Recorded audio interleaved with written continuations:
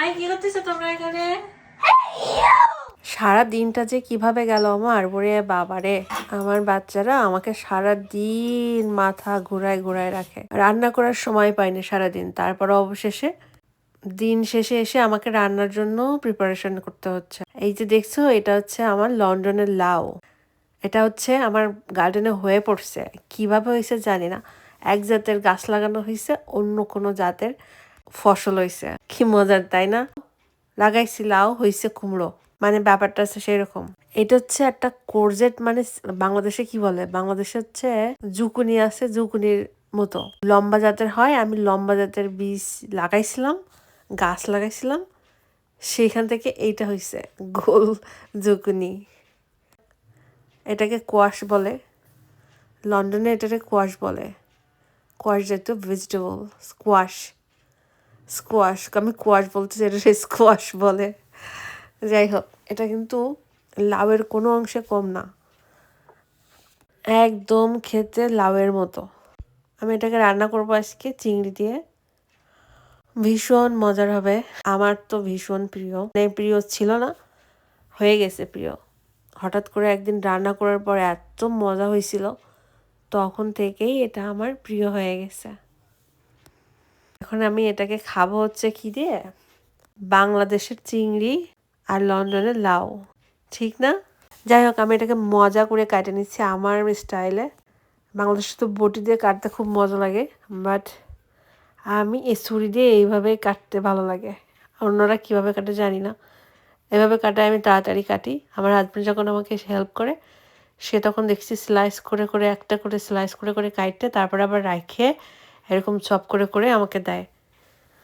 But আজকে আমি কাটলাম, এই যে খারাপ হয়নি কিন্তু, সব এক সাইজের কাটা হয়েছে। আর এদিকে এই যে আমার বাচ্চা দুজন, এরা প্লেন চালাচ্ছে। এদের খেলা দেখে ছোটবেলার কথা মনে পড়ে গেল। বাংলাদেশে আমরা যেমন ওই যে পাতার শুকনো কিছুর পরে এরকম এরকম বসে একজন বসতো আর একজন টানতো, সেই খেলাটার কথা ভীষণ মনে পড়ে গেল। এরা তো কখনো দেখিনি, বাট এরা সেই খেলাটা আবিষ্কার করে ফেলছে।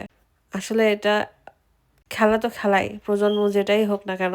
এই যে এবার আমি লাউ আর হচ্ছে বাংলাদেশের চিংড়ি মানে বাংলাদেশ থেকে নিয়ে আসা হয়েছে চিংড়ি ভাজি করে, সেগুলো দিয়ে আমি এটা রান্না করব। দারুণ লাগবে। আমি এতে অবশ্য মশলা টশলা দিব না কিছুই, এত সিম্পলভাবে রান্না করবো, আর ভীষণ মজার হবে।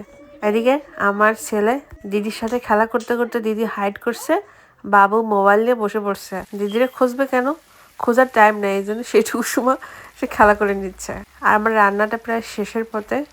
আমি আজকে শুকনো শুকনো রান্না করব, আর মাঝে কয়েকবার আমি একটু ঝোল ঝোল খেয়েছি, এখন এটাকে শুকনো শুকনো খেতে ইচ্ছা করলো, তাই শুকনো করে রান্না করলাম। তারপর খেলা শেষে দেখো দুজন মুভি নাইট হচ্ছে, মানে জানলা বন্ধ করে এটাকে বন্ধ করে দিছে। আবার ঠান্ডা লাগার জন্য, এখন তো গরম লন্ডনে, সো ঠান্ডা লাগার জন্য জানলাটা ভিতর নিচ থেকে একটু খুলে দিয়ে বাতাস ঢুকাচ্ছে, একটু ঠান্ডা ঠান্ডা ফিল করতেছে। আবার বাইরে আবার মেঘলা, কাঁথা গায়ে দিয়ে দুজনে বসে মুভি নাইট করতেছে। আমার এদিকে রান্না শেষ হয়নি, বললাম সারাদিন রান্না করার সময়ই পাইনি, কাজ করতে করতে রান্না করার সময়টাই হয়নি। সো এখন আমি রান্না শেষ করতেছি, একটার পর একটা বসিয়ে দিচ্ছি। সেগুলো হচ্ছে আমার গার্ডেনে হয়েছে সিম, আলুটা বাজার থেকে কেনা। এগুলো আমি এখন ইলিশ মাছ দিয়ে রান্না করব। এগুলো হচ্ছে ছোট মাছ, আমার হাজব্যান্ড ভীষণ খেতে ভালোবাসে এভাবে মুচমুচে করে ভাজি করে দিলে। কিন্তু কি হয়েছে জানান তো, আমি এই মাছ কয়েকদিন আগে ভিজায় রাখছিলাম, ভিজা রেখে আবার লেজিনেসের কার জন্য আমি আবার এগুলো আবার ঢুকাই রাখছি ফ্রিজে। তারপর আজকে মনে হলো না, সব তো রেডি আছে, আজকে রান্নাটা করেই দিচ্ছ। আজকে লেজির ভিতরেও, ব্যস্ততার ভিতরেও আজকে ভাজি করে ফেললাম।